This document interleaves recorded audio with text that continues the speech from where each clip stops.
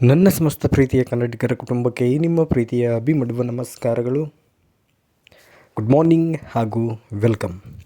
Video ತಮ್ಮ ನೋಡಿಬಿಟ್ಟು ನಿಮ್ಗಳಿಗೆಲ್ಲ ಈಗಾಗಲೇ ಗೊತ್ತಾಗಿರುತ್ತೆ ಈ ಒಂದು ವಿಡಿಯೋ ಯಾವುದ್ರ ಬಗ್ಗೆ ಒಂದು ಕಂಟೆಂಟ್ ಆಗಿರೋಕ್ಕಂಥ ಒಂದು ವಿಡಿಯೋ ಇದೆ ಅಂದ್ಬಿಟ್ಟು. ಹೌದು, ನಾನು ಮೊನ್ನೆ ನಿಮಗೆ ಒಂದು ಇನ್ಫಾರ್ಮೇಷನ್ ಕೊಟ್ಟಿದ್ದೆ. ಅಂದರೆ ನಿಮ್ಮ ಒಂದು 5th ಸೆಮ್ ರಿಸಲ್ಟ್ ಯಾವಾಗ ಬರುತ್ತೆ ಅನ್ನಕ್ಕಂಥದ್ದು, ಅದ್ರ ಬಗ್ಗೆ ಒಂದು ವಿಡಿಯೋನ ನಿಮಗೆ ಮೊನ್ನೆ ಅಪ್ಡೇಟ್ ಮಾಡಿ ಕೊಟ್ಟಿದ್ದೆ. So 5th sem evaluation completed ಆಗಿದೆ. ಸೊ ನಿಮ್ಮ ರಿಸಲ್ಟ್ ನಾಳೆ ಬರುತ್ತೆ ಅನ್ನೋಕ್ಕಂಥದ್ದು ನಾನು ಮೊನ್ನೆ ನಿಮಗೆ ಒಂದು ಅಪ್ಡೇಟ್ ಮಾಡಿ ಒಂದು ಇನ್ಫಾರ್ಮ್ ಮಾಡಿ ಹೇಳಿದೆ. ಬಟ್ ನಿನ್ನೆ ರಿಸಲ್ಟ್ ಬರಲಿಲ್ಲ. ಸಾಕಷ್ಟು ಜನ ಸ್ಟೂಡೆಂಟ್ಸ್ಗಳು ಕೇಳ್ತಾಯಿದ್ರು, ರಿಸಲ್ಟ್ ಯಾಕೆ ಬರಲಿಲ್ಲ, ಏನು ರೀಸನು. ಸೊ ಅದಕ್ಕೆ ಎಲ್ಲನೂ ಒಂದು ಆನ್ಸರ್ ಈ ಒಂದು ವಿಡಿಯೋದಲ್ಲಿ ನಿಮಗೆ ಒಂದು ಇನ್ಫಾರ್ಮ್ ಮಾಡ್ತಾ ಇದ್ದೇನೆ. ಯಾಕೆ ರಿಸಲ್ಟ್ ಬರಲಿಲ್ಲ ಮತ್ತು ಯಾವಾಗ ಬರುತ್ತೆ ಏನು ಅನ್ನೋಕ್ಕಂಥದ್ದು ನಿಮಗೆ ಈ ಒಂದು ವಿಡಿಯೋ ಮುಖಾಂತರ ಒಂದು ಇನ್ಫಾರ್ಮ್ ಮಾಡ್ತಾ ಇದ್ದೇನೆ.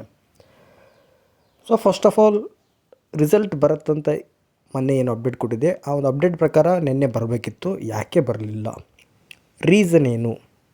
Big mistake in evaluation. So that's why ನಿನ್ನೆ ರಿಸಲ್ಟ್ ಬರಲಿಲ್ಲ. ಕೇಳ್ಬೋದು, ಏನು ಮಿಸ್ಟೇಕ್, ಯಾಕೆ ರಿಸಲ್ಟ್ ಬರಲಿಲ್ಲ? ಇವಾಗ ನಿಮಗೆ ಡಿಸ್ಪ್ಲೇ ಮೇಲೆ ಏನು ಕಾಣಿಸ್ತಿದೆ ನೋಡಿ, ಇದು ನಿಮ್ಮ ಒಂದು ರಿಸರ್ಚ್ ಮೆಥಡಾಲಜಿ ಸಬ್ಜೆಕ್ಟಿನ ಒಂದು ಇವ್ಯಾಲ್ಯೂಯೇಷನ್ ಪ್ರೊಸೀಜರ್. ಅಂದರೆ ಇದನ್ನು ವಿಡಿಯೋ ಪ್ರೊವೈಡ್ ಮಾಡುತ್ತೆ. ಇದನ್ನು ಫಾಲೋ ಮಾಡಿಬಿಟ್ಟು ಇವ್ಯಾಲ್ಯೂಯೇಟರ್ಸ್ ಯಾರ್ಯಾರು ಇರ್ತಾರೆ ಅವರು according to this PDF, according to this scheme of evaluation ಅವರು ನಿಮ್ಮ ಪೇಪರ್ಗಳನ್ನ ವ್ಯಾಲ್ಯೂಯೇಷನ್ ಮಾಡಬೇಕಾಗತ್ತೆ. ಸೊ ಇದು ಎವ್ರಿ ಇಯರ್ ಇದೇ ರೀತಿ ಪ್ರೊಸೀಜರ್ ನಡೀತಾ ಬಂದಿದೆ.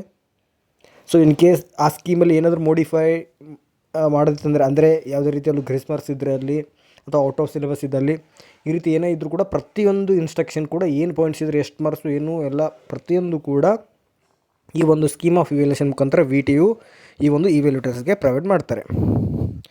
ಸೊ ಅದ್ರ ಪ್ರಕಾರ ನಿಮ್ಮ ಒಂದು ರಿಸರ್ಚ್ ಮೆಥಡಾಲಜಿ ಪೇಪರ್ ಏನಿದೆ ಆ ಪೇಪರ್ ಈ ಒಂದು ಸ್ಕೀಮ್ ಆಫ್ ಇವ್ಯಾಲ್ಯೂಯೇಷನ್ ಮಾಡಿ ಕೊಟ್ಟಿದ್ದಾರೆ. ಬಟ್ ಈಗ ಇದರಲ್ಲಿ ಬಹಳ ದೊಡ್ಡ ಮಿಸ್ಟೇಕ್ ಆಗಿದೆ. ಏನು ಮಿಸ್ಟೇಕ್ ಆಗಿದೆ ಅನ್ನೋಕ್ಕಂಥದ್ದು ಇವಾಗ 1 by 1 ಹೇಳ್ತಾ ಹೋಗ್ತೇನೆ. ಸೊ ನೀವು ಈ ಹಿಂದಿನ ವೀಡಿಯೋಗಳಲ್ಲಿ, ಅಂದರೆ ನಿಮ್ಮ ರಿಸರ್ಚ್ ಮೆಥಡಾಲಜಿ ಪೇಪರ್ ಏನು ಎಕ್ಸಾಮ್ ಆಗಿತ್ತು ಅದರ ನೆಕ್ಸ್ಟ್ ಡೇ ನಾನು ನಿಮ್ಗೆ ಹೇಳಿದೆ, ಈ ಒಂದು ಪೇಪರಿಂದ ನಿಮಗೆ ಗ್ರೇಸ್ ಮಾರ್ಕ್ಸ್ ಬರುತ್ತೆ, ಯಾವ್ಯಾವ ಕ್ವಶನ್ಗೆ ಗ್ರೇಸ್ ಮಾರ್ಕ್ಸ್ ಬರುತ್ತೆ ಅಂತ ನಿಮಗೆ ಆಲ್ರೆಡಿ ಅಪ್ಡೇಟ್ ಕೊಟ್ಟಿದ್ದೆ. ಸೊ ಅದೇ ಪ್ರಕಾರ ಮೊನ್ನೆ, ಅಂದರೆ ಒಂದು 2 days ಬ್ಯಾಕ್ ಅಫಿಷಿಯಲ್ ಆಗಿ ನಿಮ್ಮ ಒಂದು research methodology grace marks announced ಆಗಿರೋದಕ್ಕಂಥದ್ದನ್ನು ನಿಮಗೆ ಅದ್ರ ಕೂಡ ಅಪ್ಡೇಟ್ ಮಾಡಿದೆ. ಬಟ್ ಇವಾಗ ನಿಮಗೆ ಡಿಸ್ಪ್ಲೇ ಮೇಲೆ ಏನು ಕಾಣಿಸ್ತದೆ ನೋಡಿ, ಇದು ಕೂಡ ಗ್ರೇಸ್ ಮಾರ್ಕ್ಸ್ ಅಪ್ಡೇಟ್. ಇಲ್ಲಿ ಏನು ಮಿಸ್ಟೇಕ್ ಆಗಿದೆ, ಸೊ ರಿಸಲ್ಟ್ ಡಿಲೇಗೆ ರೀಸನ್ ಏನು, ಈಗ ನಾನು 1 by 1 ಹೇಳ್ತಾ ಹೋಗ್ತೇನೆ. ಇಲ್ಲಿ ನೀವು ನೋಡ್ಬೋದು, ಆಲ್ರೆಡಿ ಹಿಂದಿನ ವಿಡಿಯೋದಲ್ಲಿ ಕೊಟ್ಟಿದ್ದೇನೆ. ನಿಮ್ಮ ಒಂದು ರಿಸರ್ಚ್ ಮೆಥಡಾಲಜಿ ಪೇಪರ್ಗೆ ಇದು ಎಲ್ಲ ಬ್ರ್ಯಾಂಚ್ ಸ್ಟೂಡೆಂಟ್ಸ್ಗಳಿಗೆ ಈ ಒಂದು ಸಬ್ಜೆಕ್ಟ್ ಇದೆ. CS ಆಗಿರ್ಬೋದು, EC ಆಗಿರ್ಬೋದು, AI ಆಗಿರ್ಬೋದು, AIML ಆಗಿರ್ಬೋದು. ಸೊ ಬ್ರಾಂಚ್ಗೆ ಈ ಒಂದು ಸಬ್ಜೆಕ್ಟ್ ಸಿಮಿಲರ್ ಇದೆ. ಯಾವುದು?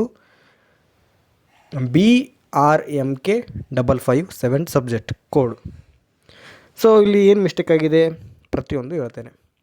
ಇಲ್ಲಿ ನೀವು ಮೊನ್ನೆ ವಿಡಿಯೋದಲ್ಲಿ ನೋಡಿದ್ರು ಕೂಡ ಗೊತ್ತಾಗುತ್ತೆ. ಸೊ ಅಂದರೂ ಕೂಡ ಇವಾಗ ಹೇಳ್ತೇನೆ. ನಿಮಗೆ ಯಾವ್ಯಾವ ಕ್ವಶನ್ಗೆ ಗ್ರೇಸ್ ಮಾರ್ಕ್ಸ್ ಬಂದಿತ್ತು ಅಂತಂದರೆ, 8th A, 8th B, 10th B ಕ್ವಶನ್ಗೆ ಗ್ರೇಸ್ ಮಾರ್ಕ್ಸ್ ಬಂದಿದೆ ಅಂತಕ್ಕಂಥದ್ದು ಮೊನ್ನೆನೂ ಕೂಡ ನಾನು ನಿಮಗೆ ಅಫಿಷಿಯಲ್ ಆಗಿ ಬಂದಿರೋದು ಅಪ್ಡೇಟ್ ಮಾಡಿದೆ. ಅದಕ್ಕಿಂತ ಮುಂಚೆ ಎಕ್ಸಾಮ್ ಆದ ನೆಕ್ಸ್ಟ್ ಡೇನೇ ನಾನು ನನ್ನ ಚಾನಲ್ ಮುಖಾಂತರ ನಿಮಗೆ ಅಪ್ಡೇಟ್ ಮಾಡಿದೆ ಯಾವ ಗ್ರೇಸ್ ಮಾರ್ಕ್ಸ್, ಯಾವ ಸಬ್ಜೆಕ್ಟ್ ಗ್ರೇಸ್ ಮಾರ್ಕ್ಸ್ಗಳು ಕೂಡ ಬೇರೆ ಸಬ್ಜೆಕ್ಟ್ಗಳು ಕೂಡ ಬಂದಿದೆ. ಸೊ ಅದೆಲ್ಲನೂ ಕೂಡ ಈಗ ಅಫಿಷಿಯಲಾಗಿ ಕೂಡ ಬಂದಿದೆ, ಯಾವ್ಯಾವ್ದು ಹೇಳಿದೆ ಅದೆಲ್ಲನೂ ಕೂಡ ಬಂದಿದೆ. ಬಟ್ ಇವಾಗ ಏನು ಬಿಗ್ ಮಿಸ್ಟೇಕ್ ಆಗಿದೆ ಇವ್ಯಾಲ್ಯೂಯೇಷನ್, ಇದು ರೀಸನ್ ಏನು ಅಂತ ಹೇಳ್ತೇನೆ. ಸೊ ನೋಡಿದ್ರೆಲ್ಲ ಡಿಸ್ಪ್ಲೇ ಕಾಣಿಸಿರೋದು 8th A, 8th B, 10th Bಗೆ ಗ್ರೇಸ್ ಮಾರ್ಕ್ಸ್ ಇದೆ. ಬಟ್ ಇಲ್ಲಿ ಮಿಸ್ಟೇಕ್ ಆಗಿರೋದು ಅಂತಂದರೆ, ಇನ್ನೂ ಒಂದು ಗ್ರೇಸ್ ಮಾರ್ಕ್ಸ್ದು ವ್ಯಾಲ್ಯೂಯೇಟರ್ಸು ಮಿಸ್ಟೇಕ್ ಮಾಡಿದ್ದಾರೆ. ಏನು ಗ್ರೇಸ್ ಮಾರ್ಕ್ಸು ಅಂತಂದರೆ, 4th A ಕ್ವಶನ್ ಏನಿದೆ, ಫಸ್ಟ್ ಅದು ನಿಮಗೆ ಹೇಳ್ತೇನೆ. ಕ್ವಶನ್ ಪೇಪರಲ್ಲಿ 4th A ಕ್ವಶನ್ ಏನಿದೆ, ಇಂಪ್ಯಾಕ್ಟ್ ಆಫ್ ಟೆಕ್ನಿಕಲ್ ರಿಯಾಕ್ಷನ್, ಆ ರೀತಿ ಒಂದು ಇಲ್ಲಿ ನೀವು ಡಿಸ್ಪ್ಲೇ ಮೇಲೆ ನೋಡ್ಬೋದು ಒಂದು ಕ್ವಶನ್ ಇದೆ, ಇಂಪ್ಯಾಕ್ಟ್ ಆಫ್ ಟೆಕ್ನಿಕಲ್ ರಿಯಾಕ್ಷನ್ ಅನ್ನೋಕ್ಕಂಥದ್ದು. ಯಾವುದು? 4th A question. ಇದು ಕೂಡ ಗ್ರೇಸ್ ಮಾರ್ಕ್ಸ್ ಇದೆ. ಈಗ ನಾವು ನೆಕ್ಸ್ಟ್ ಹೇಳ್ತೇನೆ. ಬಟ್ ಇಲ್ಲಿ ಅವರು ಗ್ರೇಸ್ ಮಾರ್ಕ್ಸ್ 4th A ಅನ್ನಕ್ಕಂಥದ್ದು ಎಷ್ಟು ಅನ್ನಕ್ಕಂಥದ್ದು ಏನು ಕೂಡ ಏನಂದರೂ ಕೂಡ ಅವರು ಮೆನ್ಷನ್ ಮಾಡಿಲ್ಲ. ಬಟ್ ಈ ವ್ಯಾಲ್ಯೂಟರ್ಸ್ ಏನು ಮಾಡಿದ್ದಾರೆ, 8th A, 8th B, 10th B ಯಾವ್ಯಾವ ಸ್ಟೂಡೆಂಟ್ಸ್ ಈ ಒಂದು ಕ್ವಶನ್ಗೆ ಅಟೆಂಪ್ಟ್ ಮಾಡಿದ್ದಾರೆ ಆ ಒಂದು ಕ್ವಶನ್ಗೆ 5, 5, 5 ಅಂದರೆ 15 ಮಾರ್ಕ್ಸ್ ಕೊಟ್ಟಿದ್ದಾರೆ. ಯಾರು? ಈ ವ್ಯಾಲ್ಯೂಟರ್ಸ್. ಬಟ್ ಇಲ್ಲಿ ಆಗಿರ್ತಕ್ಕಂಥದ್ದು ಇನ್ನೊಂದು ಮಿಸ್ಟೇಕ್ ಏನಂತಂದರೆ ಇಲ್ಲಿ 4th A ಕೂಡ ಮೆನ್ಷನ್ ಮಾಡಬೇಕಿತ್ತು, ಮಾಡಿಲ್ಲ. ಅದೇ ಆಗಿರ್ತಕ್ಕಂಥ ಒಂದು ಬಿಗ್ ಮಿಸ್ಟೇಕ್ ಫ್ರಮ್ VTU. ಏನು 4th A ಇಲ್ಲಿ ಮೆನ್ಷನ್ ಮಾಡಿಲ್ಲ, ಬಟ್ ಅವರು ಎಲ್ಲಿ ಇದು ಮಾಡಿದ್ದಾರೆ ಅಂತಂದರೆ ಆ ಒಂದು ಕ್ವಶನ್ಗೆ ಆನ್ಸರ್ ಬಂದಿರೋ ಪ್ಲೇಸಲ್ಲಿ, ಅಂದರೆ ಇಲ್ಲಿ ನೋಡ್ಬೋದು 4th A ಅಲ್ಲಿ ಅವ್ರು ಮೆನ್ಷನ್ ಮಾಡಿದ್ದಾರೆ ಔಟ್ ಆಫ್ ಸಿಲೆಬಸ್ ಅಂತ. ಬಟ್ ಈ ವ್ಯಾಲ್ಯೂಟರ್ಸ್ ಇದು ನೋಡ್ಲಿಕ್ಕೆ ಹೋಗಿಲ್ಲ. ಫಸ್ಟ್ ಅವರು ಈ ವ್ಯಾಲ್ಯೂಟರ್ಸ್ ಯಾವ ರೀತಿ ವ್ಯಾಲ್ಯೂಯೇಟ್ ಆಗಿದೆ ಅನ್ನೋಕ್ಕಂಥದ್ದು ನಿಮಗೆ ಹೇಳ್ತೇನೆ. ಫಸ್ಟು ಒಂದು ಸ್ಟೂಡೆಂಟ್ದ ಒಂದು ಏನು ಪೇಪರ್ ತಗೊಳ್ತಾರೆ. So according to first modification of ನಿಮ್ಮ ಒಂದು ಸ್ಕೀಮ್, ಅಂದರೆ ಏನಾದರೂ ಗ್ರೇಸ್ ಮಾರ್ಕ್ಸ್ ಇದೆ ಅದು ನೋಡ್ತಾರೆ ಫಸ್ಟು. ಸೊ ಅದು ನೋಡಿಬಿಟ್ಟು ಫಸ್ಟ್ ಗ್ರೇಸ್ ಮಾರ್ಕ್ಸ್ ಇದನ್ನು, ಅಂದರೆ ಗ್ರೇಸ್ ಮಾರ್ಕ್ಸ್ ಇರೋದನ್ನು ಕಡೆಕ್ಟ್ ಮಾಡ್ಕೊಂಡ್ಬಿಡ್ತಾರೆ, ಅಂದರೆ ಈಸಿ ಆಗಲಿ ಅನ್ನೋಕ್ಕಂಥದ್ದು. So 8th A, 8th B, 10th B 15 marks first ಆ ಸ್ಟೂಡೆಂಟ್ ಅಟೆಂಪ್ಟ್ ಆಗಿದ್ದಾನೆ ಅಂತ ನೋಡಿಬಿಟ್ಟು 3 ಅಟೆಂಪ್ಟ್ ಆಗಿದ್ದಾರೆ 15 ಮಾರ್ಕ್ಸ್ ಕೊಟ್ಬಿಡ್ತಾರೆ. ಮಿಕ್ಕಿದ ಈವ್ಯಾಲ್ಯೂಯೇಷನ್ ಮಾಡ್ಕೊಂಡು ಹೋಗ್ತಾರೆ. ಬಟ್ ಇಲ್ಲಿ ಆಗಿರೋಕ್ಕಂಥ ಪ್ರಾಬ್ಲಮ್ ಏನು ಅಂತಂದರೆ 4th A ಅನ್ನೋಕ್ಕಂಥದ್ದು ಅವರು ಅಲ್ಲಿ ಸ್ಕೀಮ್ ಆಫ್ ಮೋಡಿಫಿಕೇಷನ್ ಅಂದರೆ ಗ್ರೇಸ್ ಮಾರ್ಕ್ಸಲ್ಲಿ ಮೆನ್ಷನ್ ಮಾಡಿದ್ದಾರೆ. ಬರೀ 8th A, 8th B, 10th B ಅಂತ ಮಾಡಿದ್ದಾರೆ. ಇಲ್ಲಿ ಆಗಕ್ಕಂಥ ಮಿಸ್ಟೇಕ್ ಏನಂತಂದರೆ ಕೆಲವೊಂದು ಸ್ಟೂಡೆಂಟ್ಸ್ಗಳಿಗೆ ಭಾಳ ಇನ್ಜಸ್ಟಿಸ್ ಆಗತ್ತೆ. ಇಲ್ಲಿ ಇವರು ಗ್ರೇಸ್ ಮಾರ್ಕ್ಸ್ ಕೊಡೋದು ಈ ವ್ಯಾಲ್ಯೂಟರ್ಸು ಈ ಥರ ಮಿಡಲೆಲ್ಲ ಓದ್ಬಿಟ್ಟು ಅವರು 4th A ಇಲ್ಲಿ ಬಂದುಬಿಟ್ಟು ಈ ಥರ ಔಟ್ ಆಫ್ ಸಿಲೆಬಸ್ ಹಿಂಗೆಲ್ಲ ಈ ವ್ಯಾಲ್ಯೂಟ್ ಆಗಲ್ಲ. ನಾನು ನಿಮಗೆ ಹೇಳ್ತೇನೆ ಯಾವ ರೀತಿ ಈ ವ್ಯಾಲ್ಯೂಟ್ ಆಗಿದೆ ಅನ್ನೋದು ಕೂಡ ನಾನು ನಿಮಗೆ ಹೇಳ್ತಾಯಿದ್ದೇನೆ. ಸೊ ಈ ರೀತಿ ಈ ವ್ಯಾಲ್ಯೂಟ್ ಆಗಿದ್ದರಿಂದ 15 marks grace marks already first ನೀವೇನು ಫಸ್ಟ್ ಪೇಜಲ್ಲಿ ಆ ಒಂದು ಬಬ್ಲಿಂಗ್ ಮಾಡ್ತೀರಿ ನೋಡಿರಿ, ಅದರಿಂದನೇ ಈ ಒಂದು ಈ ವ್ಯಾಲ್ಯೂಟರ್ಸ್ ಗ್ರೇಸ್ ಮಾರ್ಕ್ಸ್ ಫಸ್ಟ್ ನೋಡ್ತಾರೆ. ಇನ್ ಕೇಸಲ್ಲಿ ಬಬ್ಲಿಂಗನ್ನು ಫಿಲ್ ಮಾಡಲಾರ್ದೇ ಒಳಗಡೆ ಏನಾದರೂ ಬರೋದು ಅದನ್ನು ಕೂಡ ಚೆಕ್ ಮಾಡುತ್ತೆ. ಇಲ್ಲಿ ಯಾವುದೇ ರೀತಿಯಲ್ಲೂ ಕೂಡ ಬರೀ ಹೊರಗಿಂದಷ್ಟೇ ನೋಡ್ತಾರೆ, ಮೇಲಿಂದು ಬಬ್ಲಿಂಗ್ ಮಾಡಿರೋದು ಅಂತಲ್ಲ. ಫಸ್ಟ್ ಪ್ರಯಾರಿಟಿ ಅದು ಇರುತ್ತೆ. ಯಾವ ಕ್ವಶನ್ಗೆ ಅಟೆಂಡ್ ಮಾಡಿದ್ದಾನೆ ಅನ್ನೋಕ್ಕಂಥದ್ದು ಅದರಿಂದನೇ ಗೊತ್ತಾಗುತ್ತೆ. ಅದಕ್ಕಂತಲೇ ಅದು ಫಸ್ಟ್ ಪೇಜಲ್ಲೇ ಇಟ್ಟಿರೋದು. ನಂತರ ಒಳಗಡೆ ವ್ಯಾಲ್ಯೂಟ್ ಮಾಡೋ ಟೈಮಲ್ಲಿ ಏನಾದರೂ ಆ ಒಂದು ಕ್ವಶನ್ ಅಟೆಂಪ್ಟ್ ಆಗಿರೋದು ಕಂಡು ಬಂದಲ್ಲಿ ಅದನ್ನು ಕೂಡ ಕನ್ಸಿಡರ್ ಮಾಡ್ತಾರೆ. ಸೊ 15 ಮಾರ್ಕ್ಸ್ ಅಷ್ಟೇ ಗ್ರೇಸ್ ಮಾರ್ಕ್ಸ್ ಆಗಿದೆ. 15 ಮಾರ್ಕ್ಸ್ ಅಷ್ಟೇ ಗ್ರೇಸ್ ಮಾರ್ಕ್ಸ್ ಆಗಿದೆ. ಆಯಿತು, ಅದೇ ಆಯಿತು 15 ಮಾರ್ಕ್ಸ್ ಅಷ್ಟೇ ಗ್ರೇಸ್ ಮಾರ್ಕ್ಸ್ ಮಾಡಿದ್ದಾರೆ. ಮುಂದಿಂದು ಅಕಾರ್ಡಿಂಗ್ ಟು ನಿಮ್ಮದು ಬರೆದಿರೋ ಪ್ರಕಾರನೇ ವ್ಯಾಲ್ಯೂಟ್ ಮಾಡಬೇಕು. ಅದೇ ಪ್ರಕಾರ ವ್ಯಾಲ್ಯೂಟ್ ಆಗಿದೆ. 4th Aಗೆ actually 4th A out of syllabus question, but valuate ನೀವು ಆನ್ಸರ್ ಬರೆದಿದ್ದರೆ ಮಾತ್ರ ಆಗಿದೆ. ಗ್ರೇಸ್ ಮಾರ್ಕ್ಸ್ ಆಗಿರಬೇಕಿತ್ತು. ಈ ವ್ಯಾಲ್ಯೂಯೇಟರ್ಸ್ ಏನು ಇಲ್ಲಿ 4th A ಕ್ವಶನ್ಗೆ ಬಂದುಬಿಟ್ಟು ಔಟ್ ಆಫ್ ಸಿಲೆಬಸ್ ಅದು ಕೂಡ ಇದೆ, ಪ್ಲಸ್ ಅದನ್ನು ಕನ್ಸಿಡರ್ ಮಾಡಬೇಕು ಮಾರ್ಕ್ಸ್ ಅನ್ನೋಕ್ಕಂಥದ್ದು ಅವರಿಗೆ ಗೊತ್ತಾಗಿಲ್ಲ. ಈ ವ್ಯಾಲ್ಯೂಯೇಟರ್ಸ್ಗೆ ಯಾರಿಗೂ ಕೂಡ ಗೊತ್ತಾಗಲ್ಲ ರೀ. ಫಸ್ಟ್ ಅವರು ಕಡೆಕ್ಟ್ ಮಾಡ್ಕೊಳ್ಳೋದೇನು ಗ್ರೇಸ್ ಮಾರ್ಕ್ಸ್ ಯಾವುದಿದೆ ಅನ್ನೋಕ್ಕಂಥದ್ದು ಸ್ಕೀಮ್ ಆಫ್ ಮೋಡಿಫಿಕೇಷನ್ ಫಸ್ಟ್ ಪೇಜಲ್ಲಿ ಏನಿರುತ್ತೆ ನೋಡಿ, ತೋರಿಸಿದ್ನಲ್ಲ ನಿಮಗೆ 8th A, 8th B full ಸೆಂಟೆನ್ಸಲ್ಲಿ ಎಷ್ಟು ಮಾರ್ಕ್ಸ್ ಕೊಡಬೇಕೇನಂತ VTU ಒಂದು ಇದು ಮಾಡಿದೆ ಅಂದ್ಬಿಟ್ಟು ಸ್ಕೀಮ್ ಆಫ್ ಮೋಡಿಫಿಕೇಷನ್ದು. ಬಟ್ 15 ಮಾರ್ಕ್ಸ್ ಮಾಡಿದೆ. ಇನ್ನು ಸ್ಟೂಡೆಂಟ್ಸ್ ಪಾಸ್ ಆಗ್ಲಿಕ್ಕೆ ಬೇಕಾದ್ರೆ ಅದು 21 to 22 ಮಾರ್ಕ್ಸ್. ಬಟ್ ಇಲ್ಲಿ ಇಂಜಸ್ಟಿಕ್ಸ್ ಏನು ಅಂತಂದರೆ ಯಾರ್ಯಾರು ಸ್ವಲ್ಪ ಮೀಡಿಯಮ್ ಟಾಪರ್ಸ್ ಇರ್ತಾರೆ, ಎವರೇಜ್ ಸ್ಟೂಡೆಂಟ್ಸ್ ಇರ್ತಾರೆ, ಅವ್ರಿಗೆ ಇದು ಪ್ರಾಬ್ಲಮ್ ಆಗಲ್ಲ. ಏನು 4th A ಅಲ್ಲಿ ನೀವು ಏನಂತ ಆನ್ಸರ್ ಬಂದಿರ್ತೀರಿ, ನಿಮ್ಗೆ ಗೊತ್ತೇ ಇಲ್ಲ, out of syllabus first of all. Okay, ಯಾರ್ಯಾರು ಅಟೆಂಪ್ಟ್ ಮಾಡಿ ಬಂದಿರ್ತೀರಿ ಅವರಿಗೆ ಇದು ಗ್ರೇಸ್ ಮಾರ್ಕ್ಸ್ ಸಿಕ್ಕಿಲ್ಲ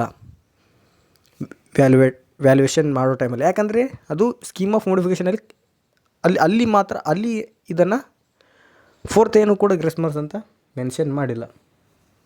ಹಾಗಾಗಿಬಿಟ್ಟು ಇದು ಈ ರೀತಿ ಒಂದು ದೊಡ್ಡ ಮಿಸ್ಟೇಕ್ ಆಗಿದೆ. ಇದು ಅಲ್ಲಿ ಮೆನ್ಷನ್ ಮಾಡಿದಲ್ಲಿ ಟೋಟಲ್ ನಿಮಗೆ ಗ್ರೇಸ್ ಮಾರ್ಕ್ಸ್ 15 ಬರ್ತಿರಲ್ಲ, ಇನ್ನೂ ಜಾಸ್ತಿನೇ ಬರ್ತಿತ್ತು. ಸೊ ವ್ಯಾಲ್ಯೂಯೇಟ್ ಮಾಡೋದಲ್ಲಿ ಅದು ಬಿಟ್ಟು ಇದು ಮಾಡಿದ್ದಾರೆ. ಸೊ ಇವಾಗ ಎವರೇಜಿಗೂ ಓಕೆ, ಅವರು ನೆಕ್ಸ್ಟ್ ಬೇರೆ ಮಾಡ್ಯೂಲ್ಸ್ಗಳಿಂದ ಬೇರೆ ಕ್ವಶನ್ಸ್ ಏನೋ ಬರೆದು ಪಾಸ್ ಆಗ್ತಾರೆ. ಬಟ್ ಬಾರ್ಡರಲ್ಲಿರೋರು ಮೊದಲೇ ಟಫ್ ಪೇಪರ್ ಬಂದಿತ್ತಿದ್ದು ರಿಸರ್ಚ್ ಮೆಥಡಾಲಜಿ 1 to ನಾನು ನಿಮ್ಗೆ ಆಲ್ರೆಡಿ ಹಿಂದಿನ ವಿಡಿಯೋದಲ್ಲಿ ಹೇಳಿದೆ 1 to 3rd ಮಾಡ್ಯೂಲ್ವರೆಗೂ ನೀವು ಆನ್ಸರ್ ಮಾಡೋಕ್ಕಂಥದ್ದು ಒಂದು ಓಕೆ ಇದೆ, ಬಟ್ ಏನನ್ನ ಆಲ್ರೆಡಿ ಎಕ್ಸ್ಪ್ಲೇನ್ ಮಾಡಿದೆ, ಬೇಕಾದ್ರೆ ಆ ಒಂದು ವಿಡಿಯೋಗೆ ಹೋಗಿ ನೋಡಿ ನೀವು. ಸೊ ಅದನ್ನು ಇಲ್ಲಿ ಹೇಳಿಬಿಟ್ಟು ಟೈಮ್ ವೇಸ್ಟ್ ಮಾಡೋದು ಬೇಡ. ಈ ರೀತಿ ಆಗಿದೆ. ಸೊ ಅವ್ರು ಏನು ಮಾಡಬೇಕು, ಈ ಒಂದು 4th ಅಂದರೆ 10 ಮಾರ್ಕ್ಸ್ ಇದೆ, ಇದನ್ನು ಕೂಡ ಔಟ್ ಆಫ್ ಸಿಲೆಬಸ್ ಇದೆ. ಅಕಾರ್ಡಿಂಗ್ ಟು ಮೇಲ್ಗಡೆ ಮೋಡಿಫಿಕೇಷನಲ್ಲಿ ಪ್ರತಿಯೊಂದಕ್ಕೂ 5 ಮಾರ್ಕ್ಸನ್ನ ಮೆನ್ಷನ್ ಮಾಡಿದ್ದಾರೆ. ಅಂದರೆ 50 ಮಾರ್ಕ್ಸ್ ಇದೆ 8th ಬಿ ಮತ್ತು 10th ಬಿ. ಸೊ 4th ಕೂಡ ಅಲ್ಲಿ ಇದು ಮಾಡಿದರೆ ಟೋಟಲ್ 20 ಮಾರ್ಕ್ಸ್ ಗ್ರೇಸ್ ಮಾರ್ಕ್ಸ್ ಆಗ್ತಿತ್ತು. ಇನ್ನು ಜಸ್ಟ್ ನೀವು 15 to 16 ಮಾರ್ಕ್ಸ್ ಬರೆದಿದ್ದರೆ ನೀವು ಪಾಸ್ ಆಗ್ತಿದ್ರಿ. 15 ಅಲ್ಲ 16 ಮಾರ್ಕ್ಸ್ ಅವ್ರು ಮೋರ್ ದೆನ್ 16 ಮಾರ್ಕ್ಸ್ ಬರೆದಿದ್ರೆ ಪಾಸ್ ಆಗ್ತಿದ್ರಿ. ಸೊ ಈ ರೀತಿ ಆಗಿರೋದು ಮಿಸ್ಟೇಕ್ ಆಗಿರೋದ್ರಿಂದ ಈಗ ಇದನ್ನು ಕರೆಕ್ಟ್ ಮಾಡಬೇಕು. ಯಾಕಂದರೆ ಇಂಜಸ್ಟಿಸ್ ಆಗುತ್ತೆ. ಈ ಒಂದು 4th ಯಾರ್ಯಾರು ಅಟೆಂಡ್ ಮಾಡಿದ್ದಾರೆ ಆನ್ಸರು ಅವರು ಟೆಕ್ನಿಕಲ್ ಅವ್ರ ತಲೆಯಲ್ಲಿರತಕ್ಕಂಥ ಆನ್ಸರ್ ಬರೆದಿರ್ತಾರೆ, ಸುಮ್ಮನೆ ಏನೋ ಒಂದು ಜನರಲ್ ಆಗಿ ಅಥವಾ ಏನೋ ಒಂದು ರಿಲೇಟೆಡ್, ಬಟ್ ಅದು ಔಟ್ ಆಫ್ ಸಿಲೆಬಸ್ ಇದ್ದರೂ ಕೂಡ, ಬಟ್ ಅಟೆಂಪ್ಟ್ ಮಾಡಿದರೂ ಕೂಡ ಅದು ಆನ್ಸರ್ ರಾಂಗ್ ಇದೆ ಅಂತ ಇಲ್ಲಿ ಭಾಳ ಸ್ಟೂಡೆಂಟ್ಸ್ಗಳು 4th ಅಟೆಂಡ್ ಮಾಡಿದ್ದಾರೆ. ಅವರು ಬರೆದಿರೋದು ಆನ್ಸರ್ ಬೇರೆ, ಜನರಲ್ ಥಿಂಕಿಂಗ್ ಪ್ರಕಾರ ಟೆಕ್ನಿಕಲ್ ರಿಯಾಕ್ಷನ್ ಬಗ್ಗೆ ಅವರು ಬರೆದಿದ್ದಾರೆ. But according to out of syllabus ಇದು ಕ್ವಶನ್ ಆಗಿದೆ. ಸೊ ಆನ್ಸರ್ ಡಿಫ್ರೆಂಟ್ ಇದ್ದಾಗ ಅದು ಆನ್ಸರ್ ತಪ್ಪು ಅಂತ ಹೇಳ್ಬಿಟ್ಟು ಅದಕ್ಕೆ ಯಾವುದೇ ರೀತಿಯಲ್ಲೂ ಕೂಡ ಮಾರ್ಕ್ಸ್ಗಳನ್ನ ಲೆಟರ್ಸ್ ಕೊಟ್ಟಿಲ್ಲ. ಬಟ್ ಇದು ಔಟ್ ಆಫ್ ಸಿಲೆಬಸ್ ಅಂತೇಳಿ ಇವಾಗ ನಿನ್ನೆ ಡಿಕ್ಲೇರ್ ಇದು ಈ ಥರ ಒಂದು ಇಶ್ಯೂ ಬಿಗ್ ಮಿಸ್ಟೇಕ್ ಆಗಿ ಅದನ್ನು ಸ್ವಲ್ಪ ಒಂದು ಇದಕ್ಕೆ ತಂದಿದ್ದು ನಿನ್ನೆ ಸರಿ ಸುಮಾರು ಒಂದು 11 ಗಂಟೆ ಹಂಗೆ. ಸೊ ಈ ರೀತಿ ಒಂದು ಮಿಸ್ಟೇಕ್ ಆಗಿದೆ, ಸೊ ರಿಸಲ್ಟ್ ಅನೌನ್ಸ್ ಮಾಡೋದು ಬೇಡ, ಇದನ್ನು ಕರೆಕ್ಟ್ ಮಾಡಬೇಕನ್ನಕ್ಕಂಥದ್ದು ಒಂದು ಆಗಿರೋದ್ರಿಂದ ಅದಕ್ಕಾಗಿ ನಿಮ್ಮ ಒಂದು ರಿಸಲ್ಟ್ ನಿನ್ನೆ ಬರಲಿಲ್ಲ. ಸೊ ಏನಕ್ಕೆ ಅಂತ ನಿಮಗೆ ಗೊತ್ತಾಯಿತು ಅಂತ ಅಂದ್ಕೊಳ್ತೀನಿ. ಇಷ್ಟೊತ್ತವರೆಗೂ ನಾನು ಇಷ್ಟೊಂದು ಎಕ್ಸ್ಪ್ಲೇನ್ ಮಾಡಿದ್ದೇನೆ. ಈ ಒಂದು 4th ಒಂದು ಗ್ರೇಸ್ ಮಾರ್ಕ್ಸ್ ಅವರಲ್ಲಿ ಮೋಡಿಫಿಕೇಷನಲ್ಲಿ ಮೆನ್ಷನ್ ಮಾಡದೇ ಇರೋದ್ರಿಂದ ಯಾರ್ಯಾರು ಇನ್ಕೆ ಸ್ಟೂಡೆಂಟ್ಸ್ ಅಟೆಂಡ್ ಮಾಡಿದ್ರು ಆ ಆನ್ಸರ್ ರಾಂಗ್ ಅಂತ ಹೇಳಿಬಿಟ್ಟು ಅದಕ್ಕೆ ಕೂಡ ಮಾರ್ಕ್ಸ್ ಕೊಟ್ಟಿಲ್ಲ. ಸೊ ಹಾಗಾಗಿಬಿಟ್ಟು ಇಲ್ಲಿ ಜಸ್ಟ್ ಅದು 4th ಅಂತ ಕ್ವಶನ್ ಬರೆದ್ಬಿಟ್ಟು ಮುಂದೆ ಆನ್ಸರ್ ಅಂತೇಳಿ ಒಂದು ಎರೋ ಮಾರ್ಕ್ ಹಾಕಿದ್ರು ಕೂಡ ಇಲ್ಲಿ ಗ್ರೇಸ್ ಮಾರ್ಕ್ಸ್ ಬರಬೇಕು. ಅದರ ರಿಲೇಟೆಡ್ ಅಥವಾ ಏನೇ ಬರೆದ್ರೂ ಕೂಡ ಗ್ರೇಸ್ ಮಾರ್ಕ್ಸ್ ಬರಬೇಕು. 5 ಮಾರ್ಕ್ಸ್ ಅಂದರೆ ಟೋಟಲ್ 20 ಮಾರ್ಕ್ಸ್ ನಿಮಗೆ ಗ್ರೇಸ್ ಮಾರ್ಕ್ಸ್ ಬರಬೇಕು. ಬಟ್ ಈವ್ಯಾಲ್ಯೂಟರ್ಸ್ ಜಸ್ಟ್ ಅದು ನೋಡಿಬಿಟ್ಟು ಫಸ್ಟ್ ಪೇಜ್ ನೋಡಿಬಿಟ್ಟು ಓನ್ಲಿ 15 ಮಾರ್ಕ್ಸ್ ಗ್ರೇಸ್ ಮಾರ್ಕ್ಸ್ ಅಂತ ಈವ್ಯಾಲ್ಯೂಟ್ ಮಾಡ್ಕೊಂಡು ಹೋಗಿದ್ದಾರೆ. 4th ಆನ್ಸರ್ ರಾಂಗ್ ಇದ್ದರೆ ಅದು ರಾಂಗ್ ಅಂತೇಳಿ ಅದನ್ನು ಮಾರ್ಕ್ಸ್ ಕೊಟ್ಟಿಲ್ಲ. ಸೊ ಅದರಿಂದ ದೊಡ್ಡ ಒಂದು ಮಿಸ್ಟೇಕ್ ಆಗಿದೆ. ಸೊ ಇವಾಗ ಇದು ಓನ್ಲಿ ಒಂದು ಡಿಪಾರ್ಟ್ಮೆಂಟ್ದು ಸಬ್ಜೆಕ್ಟ್ ಆಗಿರಲ್ಲ, ECನೂ ಕೂಡ ಆಗಿದೆ, CS ಆಗಿದೆ, AML ಆಗಿದೆ, ಸೊ ಪ್ರತಿಯೊಂದು ತ್ರಿಬಲಿನೂ ಆಗಿದೆ. ಆಗಿರೋದ್ರಿಂದ ಸೊ ಇದು ಕರೆಕ್ಟ್ ಮಾಡೋಕ್ಕೆ ಸ್ವಲ್ಪ ಡಿಲೇ ಆಗುತ್ತೆ. ಹಾಗಾಗಿ ನಿಮ್ಮ ಒಂದು ರಿಸಲ್ಟ್ ನಿನ್ನೆ ಬರಲಿಲ್ಲ, ಇವತ್ತು ಕೂಡ ಬರೋದು ಇಲ್ಲ.